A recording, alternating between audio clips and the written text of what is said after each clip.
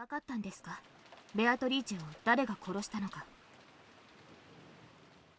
ああ、大体な。Oh? まさか当主様が殺したなどとおっしゃるつもりはないでしょうね。ベルン・カステルが求めてるのは金蔵と関わった2人のベアトリーチェじゃない。1986年のベアトリーチェを誰が殺したかだ。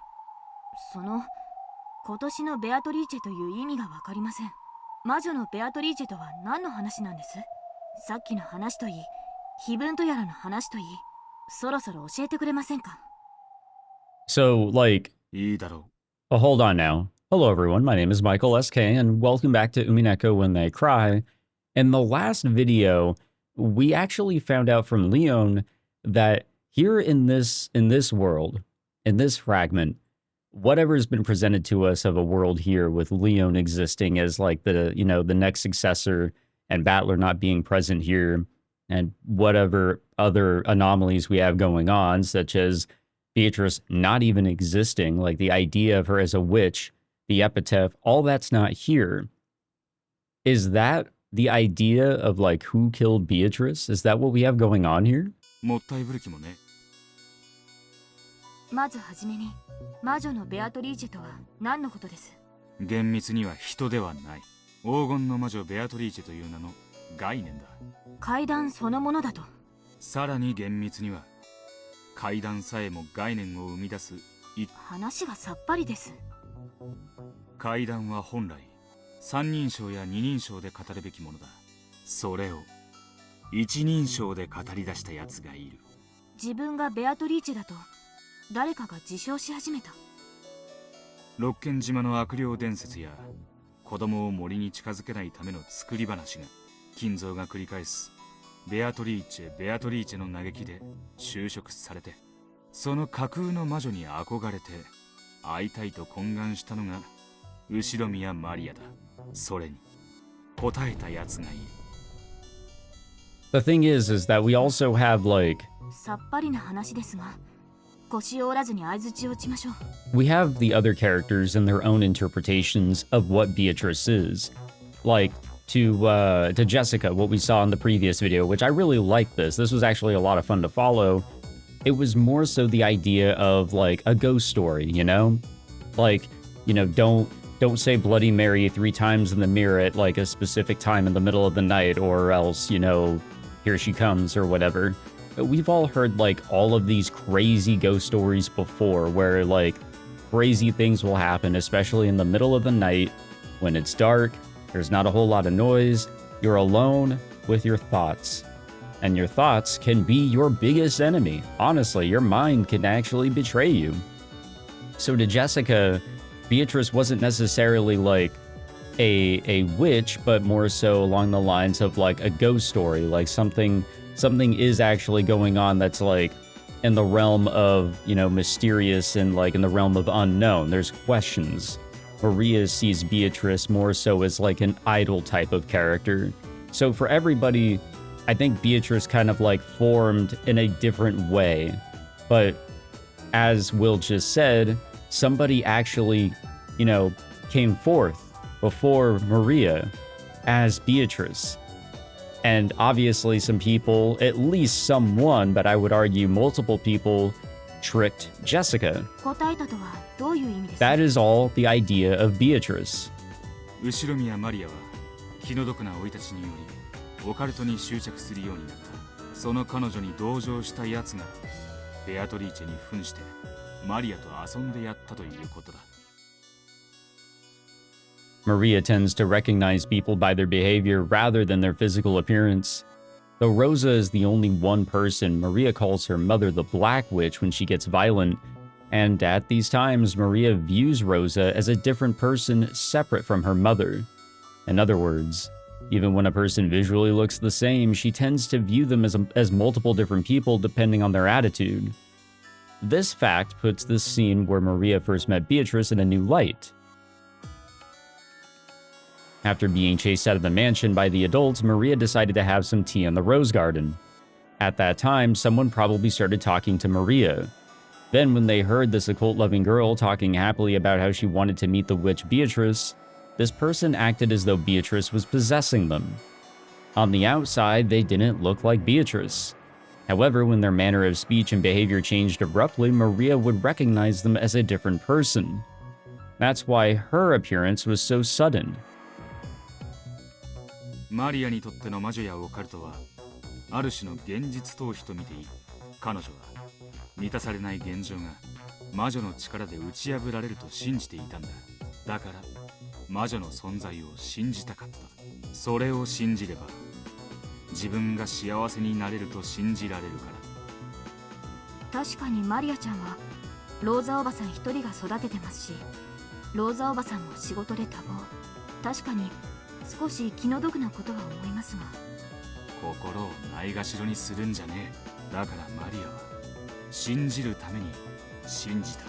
ベアトリーチェが見せた手品まがいも心の底から信じたんだ。それは彼女の心を大いに慰めただろう。そしてここに魔女ベアトリーチェが誕生したんだ。魔女に会いたいと願うマリアちゃんのために誰かが魔女ごっこに付き合ったと。This theory that Will has brought up seems to match a little bit of the predictions that I came up with. The idea that Maria was projecting Beatrice onto somebody else. Definitely, their actions rather than their appearance. Someone came before Maria and said, "Hey, I'm Beatrice." The idea of it being a possession of some sort as a way of tricking Maria. That seems to be the way that it's going here, which I like that idea. そうだ。This marks the birth of Beato the Elder. All of that about living 1,000 years and being bound to Rokkenjima, that was mixed into the story of ghosts wandering the mansion at night, which was part of the legend of Rokkenjima's evil spirits. As Furuto Erika guessed, the two ghost stories had fused. Someone fused the two stories together and acted the part. So Beatrice held traits from both ghost stories. She was the master of the mansion's night while also fearing spider webs. ではつまりベルンカステルの問う It was the ベアトリーチェを殺した fusion のは誰かというのは、 the fusion of the two Beatrices that we were introduced to in the previous episode. そのベアトリーチェを演じた心優しい誰かを殺したのは誰か。似てて少し異なる。演じたんじゃない。異なる二人なんだ。マリアにとって黒い魔女と母は別人物であるように、マリアにとってベアトリーチェとそれを演じた人間も別人物になるんだ。It was just like mariage sorcière. One person would be the creator and the other would acknowledge those creations, thereby nurturing the illusion. The Golden Witch Beatrice was also created by one person and then nurtured when Maria acknowledged her. つまり演じた役を殺してもそれは演じた心優しい誰かを殺したことにはならないと。よりしろが失われただけではベアトリーチェが殺されたことにはならないってことだ。電話で例えると分かりやすい。俺とお前が電話で話しているとする。その時俺にとって電話は話しかける対象でありお前そのものだ。しかしもし電話を壊したなら。なるほど。電話を殺せば私と話すことはできなくなりますが。マリアは初期のベアトリーチェに自分に憑依してもいいと言った。それは明白に初期のベアトリーチェが肖像画の姿を模していなかったことを示す。演じた魔女役と演じた人物は別人という考え方で演じた魔女役のみを殺す、そんなことができるんですか？演じた本人にしか殺せない。すなわちベアトリーチェを殺したやつとベアトリーチェを演じたやつと同義だ。 Okay, I see now. マリアちゃんと魔女ごっこをした相手がベルンカステルの求める犯人だということなんですか？ I mean, the one who killed Beatrice is the one who's Beatrice herself. そうなる。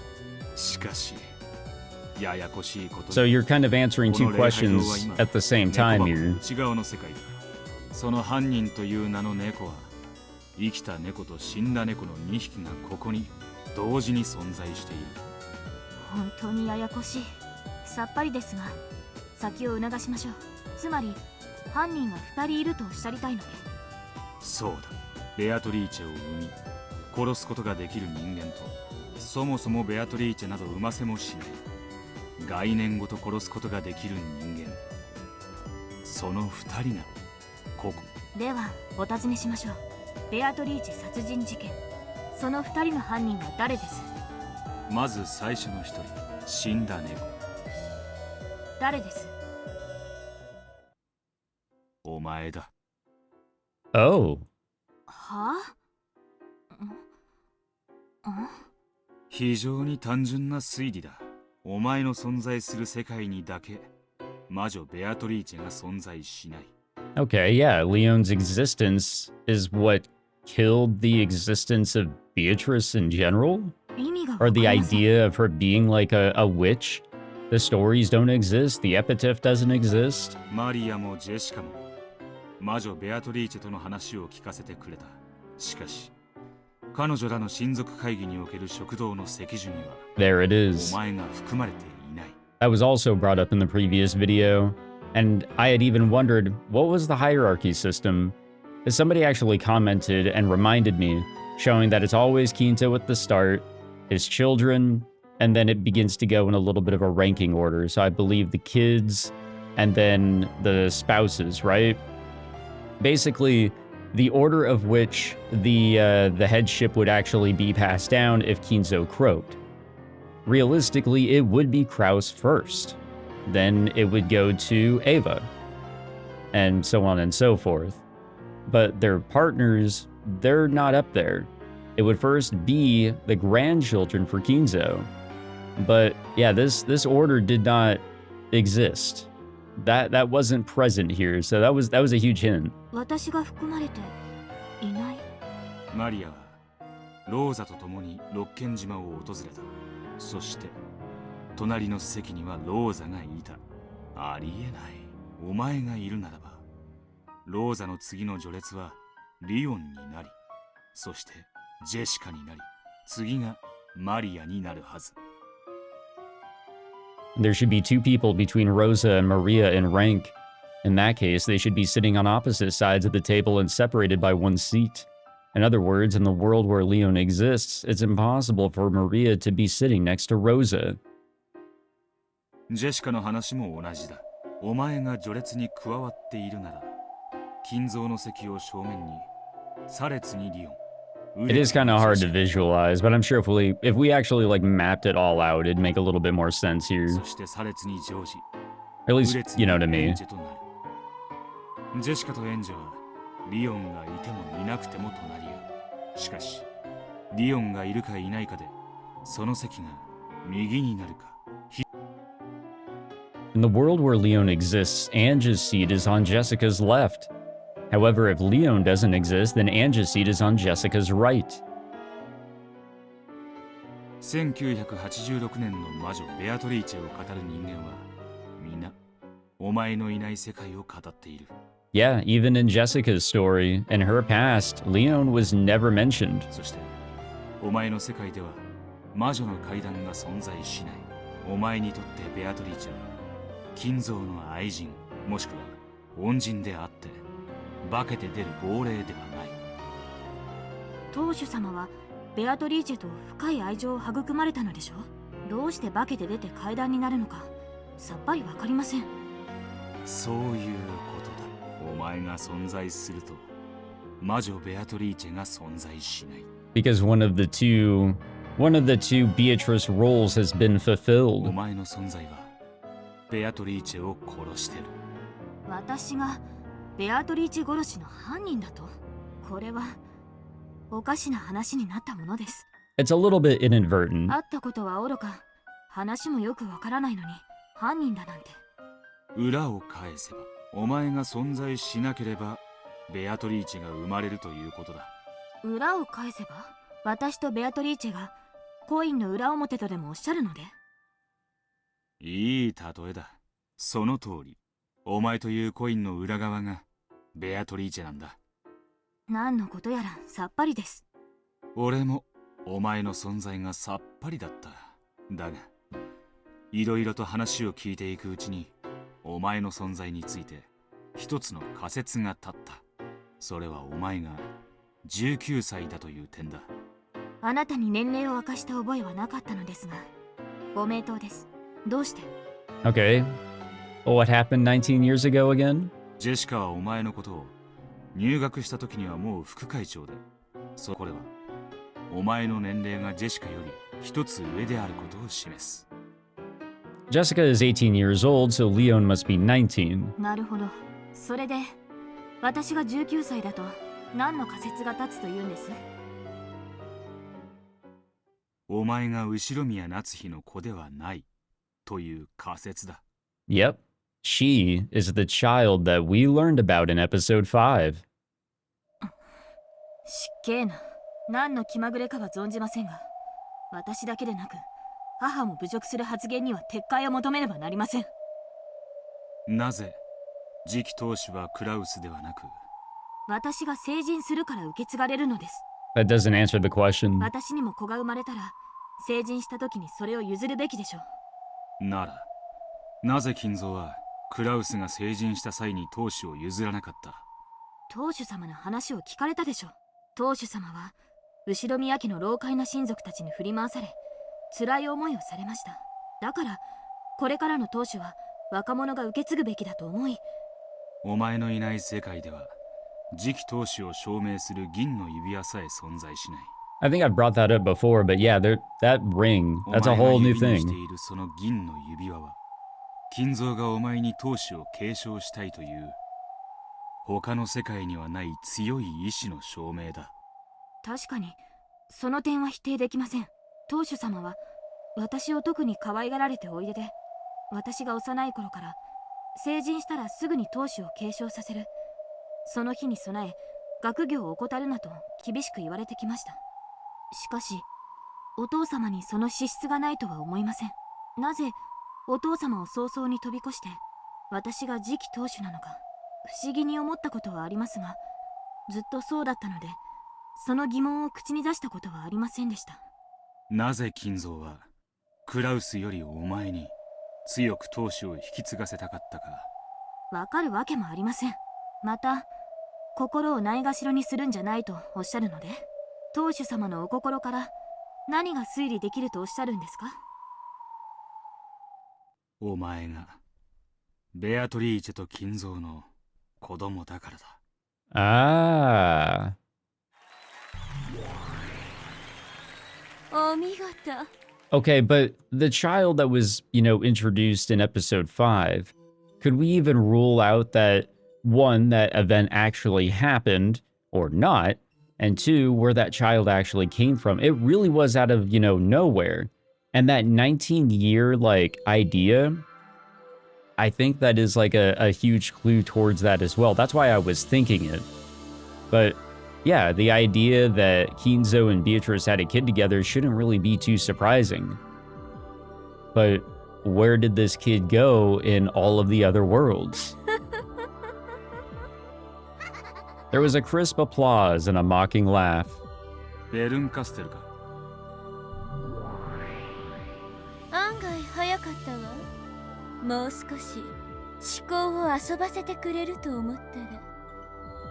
Bernkensil appeared sitting on the altar, almost as though it had become her own personal chair. Actually, I don't even know if that kid was a boy or a girl.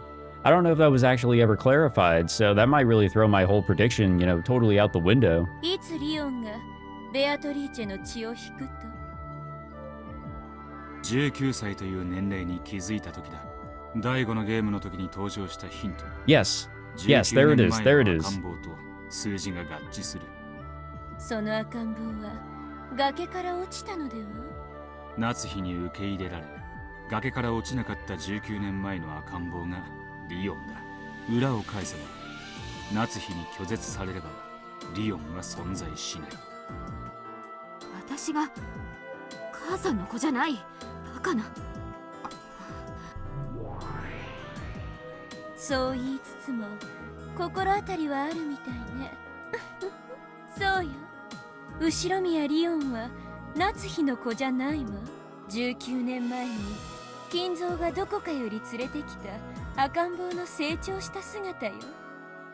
どこか。明白にベアトリーチェの血を引いている。その証拠があまたの世界でリオンにしか与えられない。この指輪があるとどうして私がベアトリーチェの血を引くと？あまたの世界でお前にしか与えられない。それは全ての世界の中で金蔵にとってお前はベアトリーチェの次に最も重要な人間であることを示している。Yeah, and truthfully, from what we've learned of Kinzo, alive or dead or whatever, there aren't really a whole lot of important people in his family. そして If any at all, really. 実の息子のクラウスや孫のジェシカをはるかに超えている。そしてさらにお前の年齢である19、すなわち19年前に何があったかを遡れば導き出される一つの推理がある。19年前、私が生まれた時に何があったというんですか？あなたも聞いたはずよ。それも今日ウィルと一緒にね。まさかローザおばさんの話だというのですか？そうだ。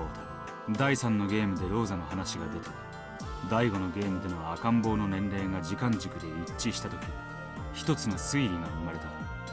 Oh. あの金蔵がどこからともなく赤ん坊を連れてきて自分の血族に加えろというのは、その赤ん坊が特別な存在であることの証拠だ。私がクワドリアンのベアトリーチェの子供。 Yeah, wasn't expecting that, but I guess it makes a little bit more sense. Briefly, and, totally, within my inner, whatever you want to call my thoughts in my mind, I realized that when this all went down, Kinzo's sprite was that of an old man. He was already in his older age whenever he gave this child to Natsuhi. So this had to have been long after the original Beatrice had passed. This is getting into a time when Beatrice's daughter was actually getting, to be a little up there in age, and then Rosa met her. Oh my god.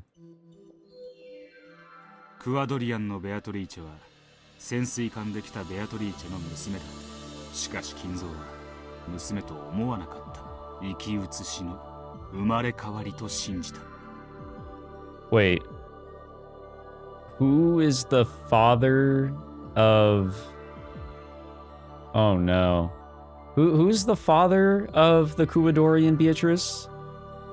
Did Kinzo and the original Beatrice make the Kuwadorian Beatrice? Through, well, regular means. There's no homunculus or scientific experiments going on here. What the fuck? その生まれ変わりがかつての年齢にまで成長し、まさに生き写しとなった時、金蔵は過ちを犯したんだ。聞きたくありません。 It's exactly what I'm thinking, そう isn't いう it? こと。金蔵はベアトリーチェにベアトリーチェを産ませ、さらにそのベアトリーチェに Oh, yeah, there it is. There it is. あんたは金蔵の子であると同時にベアトリーチェの孫ということね。 Wow. What the fuck? This is actually... I wasn't expecting that. Did I predict incest in some sort of way in an intermission video or something? I feel like I did. I wasn't really envisioning this specifically, but okay. これが金蔵の心から考える金蔵がお前を誰よりも特別に扱う理由の必然の推理だ。金蔵は過ちを悔い、お前を今度こそ子孫として後宮家に正しい形で迎え入れようとしたんだ。夏日はほとんどの場合プライドをひどく傷つけられ、リオンの育児を拒否するわ。その結果、あんたは必然として崖から落ちて消える。結婚後ようやく授かった子供が私で、私語で生まれたのがジェシカだと聞かされてきました。もしお前が今日まで自分が夏日の子であることに疑問を感じたことがないのなら、お前はこの世界の母に感謝すべきだ。お前にそれを悟らせずに今日までジェシカと平等に愛情を注いだ。 Which I'm a little surprised by, just a little bit. Like, not that I don't, you know, have faith in Natsuhi or anything. It might be a little bit of that, but, you know, she was finally able to give birth to a child of her own after a lot of trying with Kraus. And they already had a kid that they adopted. I'm sure that she was able to latch onto her and everything, but, like, I don't know. I'm not a parent. I don't really... I can't tell you if there really is going to be, like, more affection, like, deep down, you know, that you're going to show to a child that shares your blood versus one that doesn't, but is still your child. I don't know. だってあんたというかけらを見つけるのに気が遠くなるほどの苦労をしたもの。夏日は数学的確率で見て257万8917分の257万8916の確率であんたの育児を拒否するわ。I think it would have been, like, way better if you just gave us, like, the percentage or something. あんたが感謝すべきは奇跡を紡いだ私であって夏日ではないわね。Like, she's doing the Doctor Strange thing. くだらねえ確率遊びはやめろ。あら、ごめんなさい。I mean, I guess that's, you know, Brunka still. That's the character she's come from. お前が誰の血を引こうと育ててくれた家族への恩が変わるわけじゃない。それは分かってます。ですが、少し心を落ち着ける時間が欲しいです。Understandable, actually. 私の心をないがしろにしないでくれるなら。そうだな。I mean, this was a little bit of a bombshell for her. Leon took a deep breath and looked upwards. Anyone would be shocked to find that their parents weren't who they believed them to be. Still, Leon should be grateful. Grateful towards the family that raised a child who wanted for nothing. 面白いもんだ。黄金の魔女ベアトリーチェに何百万分の1かの確率でこんな平凡な人生を送れる可能性があったなんてな。Wait, so in this, like, crazy, very low, like, extremely low, impossibly low possibility here for, Leon to have existed and not thrown off a cliff, is that, like, the good ending? Is that where things just don't go south for anyone? I don't know. でしょ? Is it really...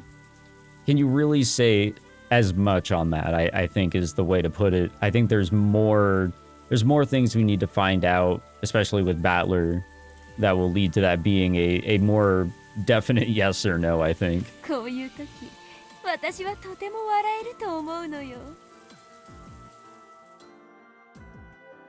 Will had said it plainly.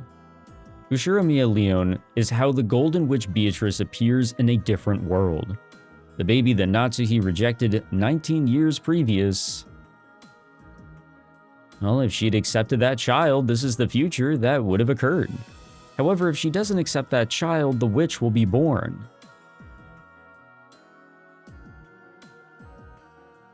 The baby whose birth was not celebrated becomes a witch. It's actually a crazy, like, string of fate there. Like, just how off balance things become. リオンの存在自体はお前が関心を持っている六軒島連続殺人事件とは何の関係もない。つまり猫箱を開ければ消える猫がリオンだ。そういうことよ。リオンなど所詮は消える猫。Okay, so where's the alive cat? でも余興にしては面白かったでしょ。面白いのはお前だけだ。ここに閉じ込められてなけりゃ俺もこんな推理はわざわざしない。どうして私がおかしな探偵ごっこの相棒に選ばれたのかわかりました。どうやらベルンカステルという魔女は人の運命をもてあそんだりあるいは嘲笑ったりするのがお好きな方らしい。 It's a pretty good conclusion to come to. あらすごい。会ってその日に私を理解する人なんて珍しいわ。私はどうやら異なる世界では魔女と呼ばれる存在になるらしい。そしてどうやら何かの事件を引き起こすらしい。それは私の罪なのですか？ It's actually interesting to think about. Obviously, the daughter of Beatrice, who was the daughter of Beatrice, like, yeah, the fact that if she's alive, the idea of a witch Beatrice is completely cut off. If she actually dies, the idea of a witch and basically Beatrice living on and on from there on continues on. Like what we've seen in previous episodes. 罪のわけね。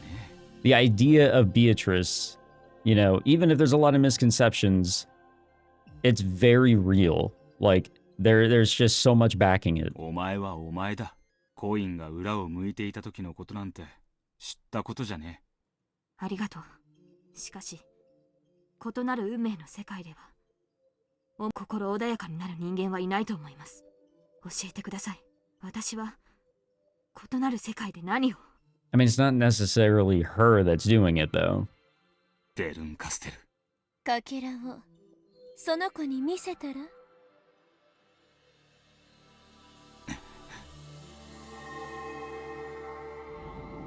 Will opened his hand and something that looked like a pale blue glowing shard of crystal appeared there. It was a memory, no, a game record of all the games so far. こいつに触れろ。異なる世界でのお前の運命が見える。触れない方が幸せだとでも言いたそうな顔ですね。当然だ。予感しているだろうが、ろくな話じゃない。それでもそれは異なる世界とはいえ私のことなのですね。お前には知る権利も知らぬ権利もどちらもある。お前があくまで自分と連なりつつも異なる誰か。知りたいわよね、自分が。あるいはひょっとしたら辿ったかもしれない運命なんて。相棒として聞きます。あなたはそれを私に見せたいですか？相棒としてなら見ろという。しかし友人としてなら見るなという。残念。私は友人ではありませんので。Damn. Well, 俺も that answers all 相 that 棒 then. として一つ聞きたい。何です？お前男か女か？唐突なことを聞きますね。男と思えば線の細い男にも見える。しかし女と思えば気丈に振る舞う女にも見える。ベルンカステルも分かっててごまかしてる。ジェシカにはお前を兄とも姉とも呼ばせず次期当主様と You know what I 抽象 noticed 的な呼 that び方をさせ続けていた。 That was like way too odd. 本当に勘のいい男。よく性別を聞かれます。だから悔しくてこう言い返してます。どっちに見えますかって。 I've heard that before. What the fuck? Anyways, yeah. Have I been getting all of this wrong? Could she have been interpreted as a guy? Has like another like YouTuber or anybody else that's gone through the game, any of you guys, like, did you also stumble across and see Leon as a she? But the possibility that, yeah, she could be interpreted differently? 第5のゲームではお前は男ということになっている。 Okay, that also bugged me. Okay, so yeah. Truly agender. It could be either case. And now that I'm like giving her another look, yeah, clothes aside, she could very well be interpreted as a slender guy. しかしあまたのゲームでは女だと考えられている。後宮バトラがマスターを務めた第6のゲームでは性別を違えつつも確定しない2人組の悪魔が登場し、いや厳密には一番最初のゲームからだな。お前の性別はゲームの外側の隠れた謎の一つだ。素直に答えるのも悔しいのでお答え。私はあなたの相棒でしょ。気に入らない性別だったら何か不都合なことでもあるのですか？その通りだ。俺には相棒の性別などどうでもいい。ありがとう。容姿にコンプレックスがあったので、あなたの言葉が嬉しいです。俺は男女平等主義だ。使えねえ奴は平等に殴る。 Okay, yeah, fair enough. 私も I can't really disagree with マ it. ナーのない方は男女平等につねりますので。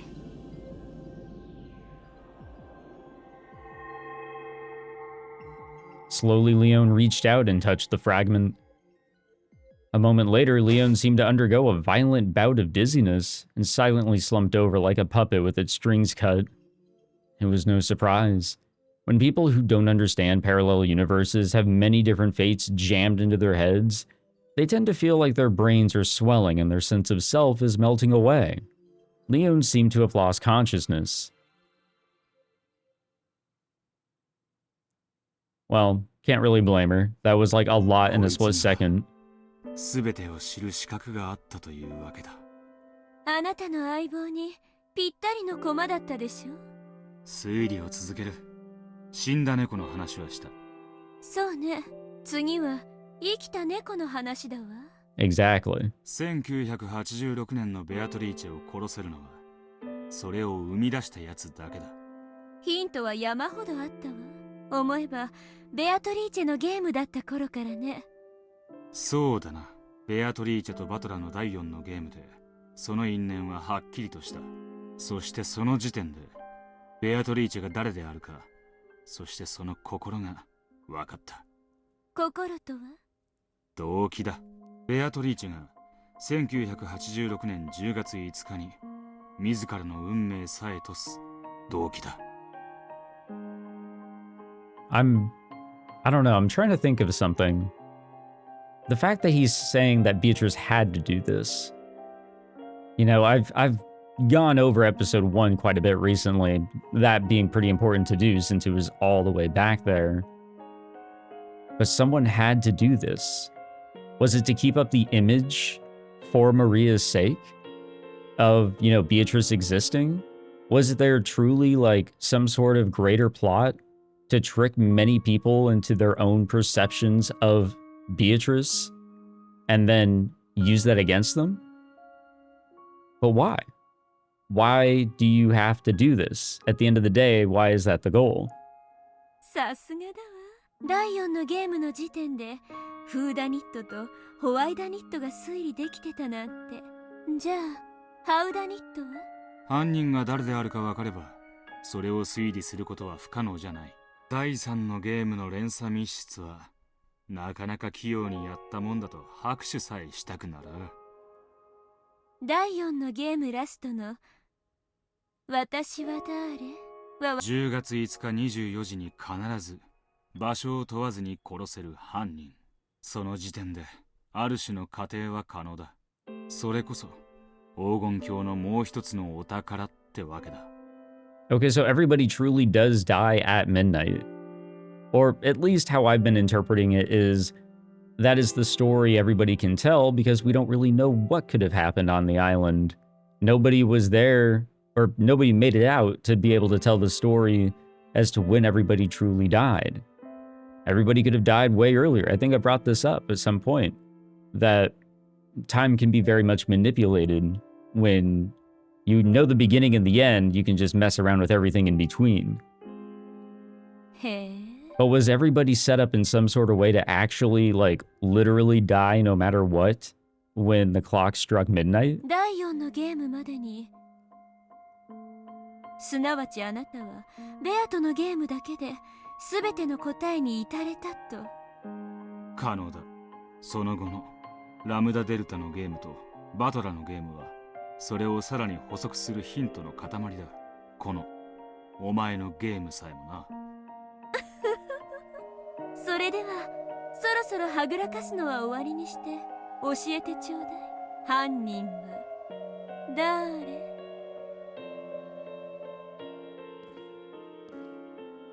Who's coming? At that moment, though there hadn't been anyone but them in the chapel, small footsteps rang out. That silhouette slowly walked up to Will and Bernkastil and gave a small bow. It's Shannon. 来たか。呼んだの？ああ、フーダニット、ハウダニット、そしてホワイダニット、こいつの動機を理解した。あんた動機が分かられただけでもう降参しちゃうの？具体的な証拠はないんでしょ？赤とか青とかでガンガンと派手に応酬すればいいのに。こいつはもうそんなことは望んでない。They nodded slightly. Their wish was to be noticed. Once that happened, they had no need for trivial excuses or pointless word games. 俺はお前の動機を、心を理解したつもりでいる。それをこれから話す。お前を呼んだのは、それを聞き、間違いがあったら、お前の言葉で正してほしいからだ。The two of them nodded to each other once more. お前の4つのゲームで、お前のメッセージを受け取り、そして、マスターの違う3つのゲームで、俺はお前をどんな不思議な運命がもてあそんだか想像し、言葉を失った。お前はそれを誰にも明かさずに全てのゲームで死ぬ。Having this person confess in this empty chapel might be pointless. However, even so, I believe it will give her some sort of salvation. People are only saved when someone understands them.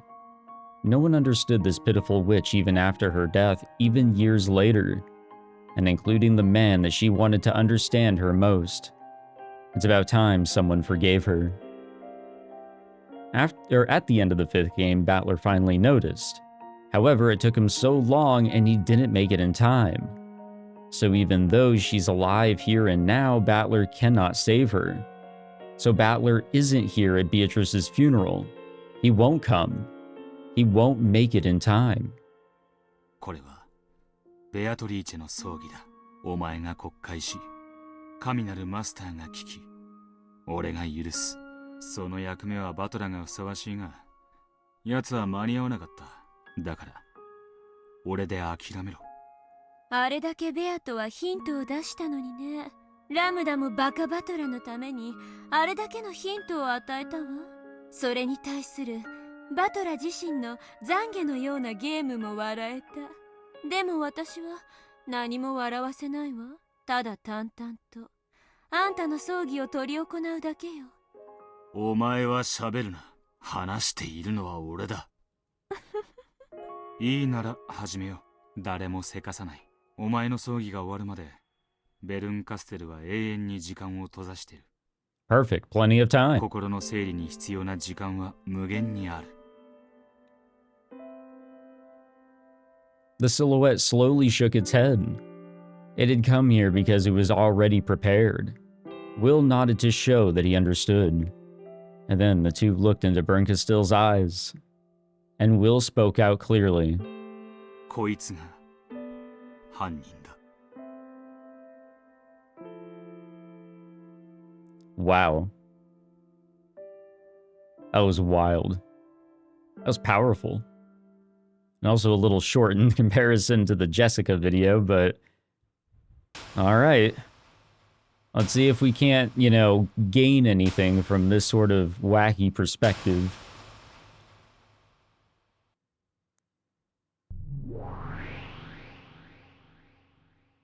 And what a setting.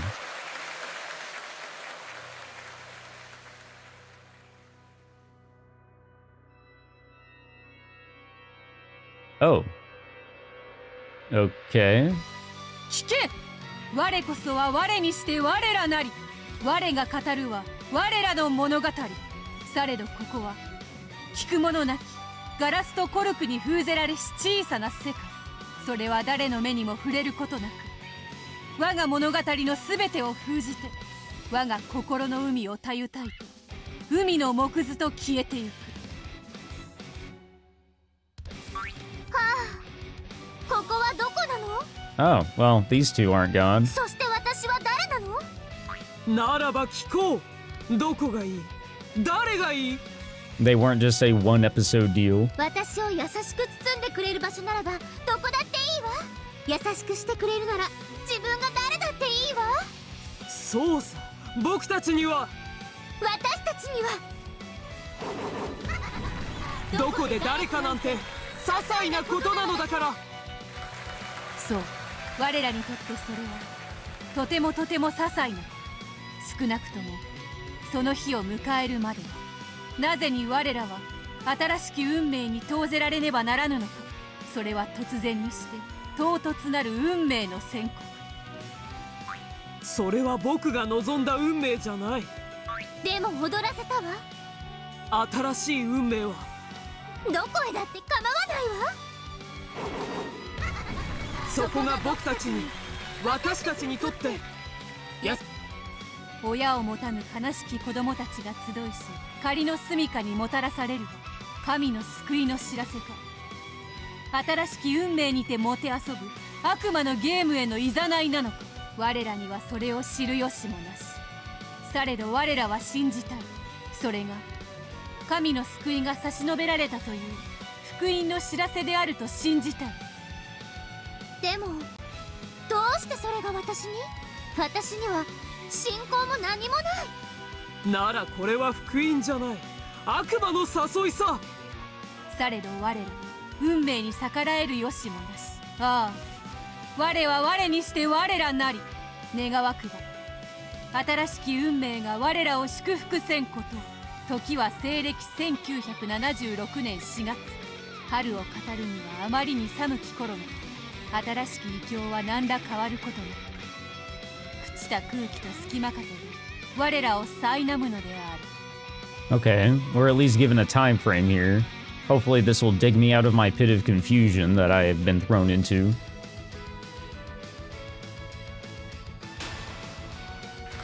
Oh, I guess that's all we get in general. All right. Please don't tell me I was the only one, like, thrown off from that scene. Whatever the hell that was supposed to... 新しき生活。 What the fuck? We're just in a whole ass play now. Okay. All right. I guess so. Yeah, I low-key got a little, you know, thrown for a loop there, but whatevs.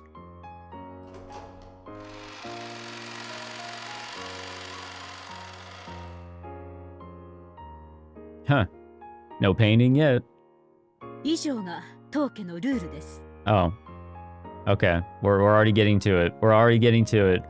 And you know what? Hold on. I need a few more lines. Before we call it for this video, I need a few more 厳しいです lines. が、当家でしつけられたことが皆さんの将来にきっと役立つものと信じています。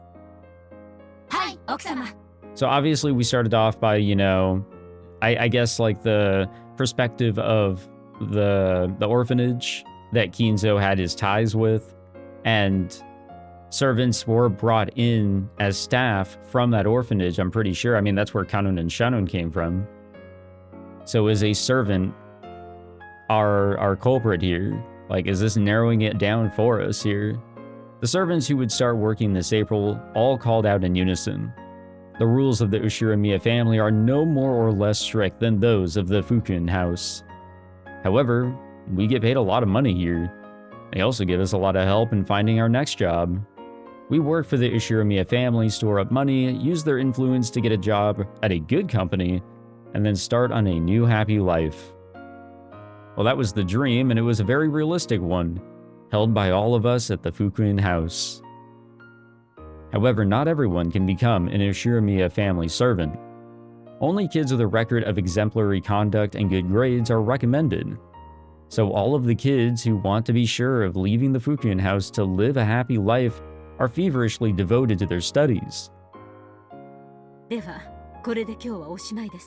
Yes, it is. Okay, I just wanted to, like, a few more lines there, you know? Just to, like, kind of get an idea, you know, our feet back on the ground, because I got thrown up in the air there for a second.